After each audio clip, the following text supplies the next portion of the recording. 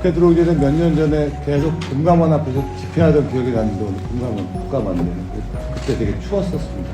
뭐 국감 하게 되니까 금감원의 역할과 이런 부분들을 좀 강조하고 싶은 얘기가 많습니다. 금융사고 발생할 때마다 금융당국은 내부 통제에 강한 발표했고 올해도 어김없이 금융사고 또 발생했죠. 사실 뭐 BNK, PF 3천억, KB 1천 건이 넘는 고객 문서 위조의 불법 개설한 대부은행. 우리은행 같은 경우는 한 8년 동안 700억 원 횡령할 때까지 전혀 내부 통제 시스템이 작동하지 않았다고 알려주고 있습니다.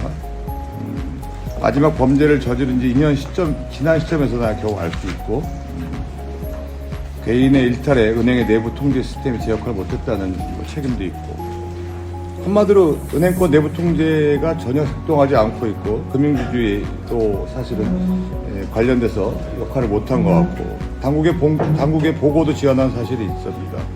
원장님이 은행 간담회 열어서 은행장이 책임지고 내부 통제 혁신 방안, 이행사항과 내부 통제 전반에 대한 종합적인 점검 주문하셨죠? 네. 그런데 점검 결과를 발표했는데 실제 현장 뭐 사실은 아직도 여전히 상당히 혼란스러운 상황인 것 같아요. 뭐 아시다시피 근절 대책으로 내부 통제 강화 발표를 여러 차례 발표하셨어요.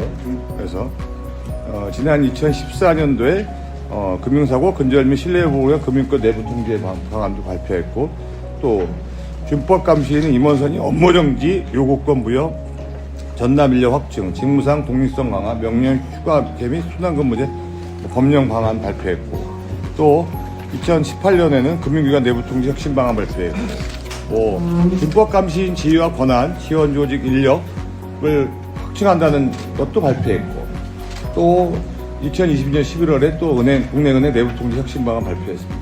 하여튼 계속 발표만 하고 계세요. 그래서 이야기도 하고 계시는데, 뭐 준법감시 제도는 이번에도 국감에 증인들로 준법감시들 나오고 있는데, 이 역할이나 이런 것들이 제대로 되지 않으니까 은행장들이나 지주회사장 불러야 된다는 얘기 나오고 있고, 독립적인 기능이 제대로 발휘됐다면은 사실 그런 금융사고들이 좀 어느 정도 방지될 수 있는 방안이 있고 재발 방지도 됐을 거라고 생각합니다. 아쉬움이 굉장히 많고요. 준법 감시 기능 강화는 상당히 아쉬운 문제가 많아요. 지속적으로 발생된 내부 통제 사고, 악순환에 벗어나기 위한 이런 방안을 계속 마련을 하지만 내부 통제만 발표를 하고 계시고, 근데도 끊임없이 횡령 사고는 이어지고 있고, 계속 끊임없이 문제가 발생되고 있습니다. 갈수록 대담해지고 금액은 점점 커져가고 있고.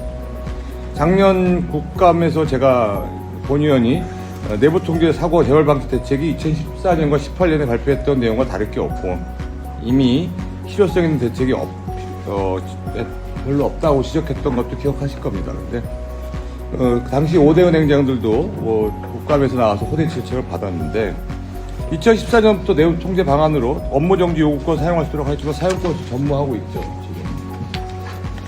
그 당시에도 제가 이번에 금융위에서도 금융국감 때도 얘기했는데, 금융시장 안정, 금융취약계층 포용, 금융산업혁신, 한국경제 혁신성장 지원으로 4가지 부분 줘서 제가 말씀드렸는데요.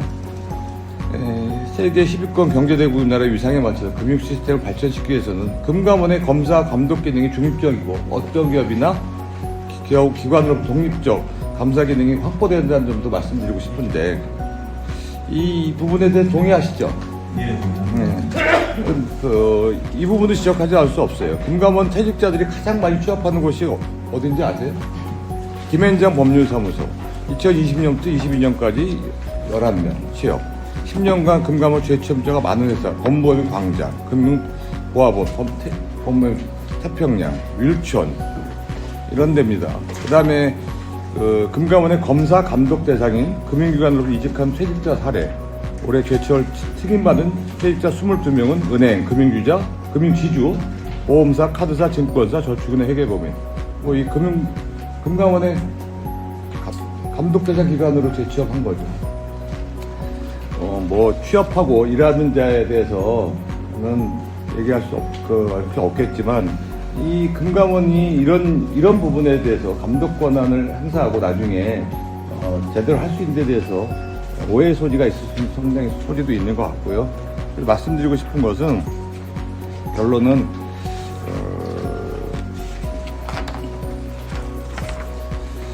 이 혁신적인 제도 변화가 아니라 조직 전체의 구성원, 그다음에 가치관을 좀 바꾸는 부분이 굉장히 필요하다고 생각하고, 이런 부분에 대해서 지금 계속 하우 처리식이 아니고 구체적인 좀 계획이 좀 필요하다고 생각합니다. 이 금융권에 대한 신뢰는 상당히 감독원의 역할이기도 하지만 온 국민들한테 미치는 영향이 막대하다고 생각합니다.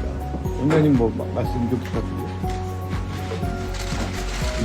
금융회사의 내부 통제와 관련된 부분에 대해서는 사실은 지금 발생하고 있는 양은 2010년 이전의 어떤 규모라든가 형태에 비해서 훨씬 더 금액이 커지고 심각한 부분이 여파하고 있다는 걸 저희도 인식하고 있고, 특히나 이제 그 배경으로는 오랜 기간 동안 이제 과유동성 상황이 이제 지속된 상태에서 여러 가지 것들을 좀 더 흐트러진 밀리식이라든가 아니면 이익 추구의 그 극대화 현상이 지금 표출돼서 저희가 판단하고 있습니다. 관련해서 이제 말씀하신 것처럼 저희가 작년 말에 혁신방안을 발표했고, 그게 이제 2025년, 2027년까지 여러 가지 내부적인 인력 확충이라든가 건설 시스템 이런 것들이 도입되고 있는 와중에 사실 과도기적으로 여러 가지 것들이 터지고 있고, 저희도 어떻게 보면 조사원장님이 집중해서 이 기회에 오히려 안 드러나는 것들을 다 발표해야겠다는 이런 마음가짐을 갖고 사실 올 한해 어떻게 보면 여러 가지 검사라든가 조사를 해서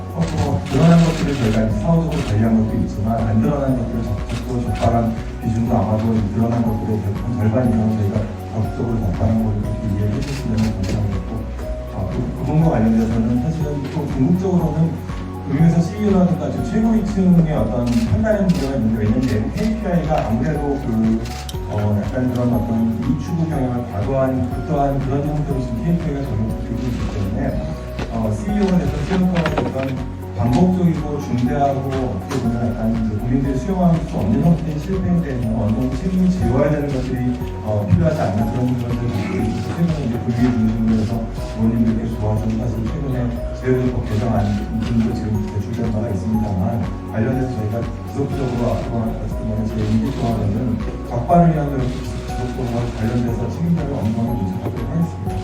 우리 감독원 내부의 어떤 윤리의식과 관련돼서는 저도 작년에 투입한 이후에 국민들의 시각이 어떻다는 걸 잘 알고 있고, 관련해서 지금 고가는 원칙으로 내부의 어떤 흐트러진 것들에 대해서는 힘을 하고 있습니다만, 외부의 전직들과의 어떤 관계에 있어서도 오히려 우리 금감원 전직들이 취업한 금융회사에 대한 감독 검사는 더 공정하게 하도록 최근에 저희가 지금 지시한 바도 있고, 향후 그 내용을 검사 프로세스에 반영하도록 하고, 아까 말씀하신 대형 노펌들과의 관계에서도 어쨌든 간에 선천적으로 아예 차단을 하고 공식적인 어떤 사무실을 만나기 위해 다른 만남을 지금 하지 못하도록 지금 그런 건데, 그걸 위반하는 경우에는 엄정하게 저희가 인사 요청하든가 필요한 부분에는 지휘를 하도록 그렇게 조치하겠습니다.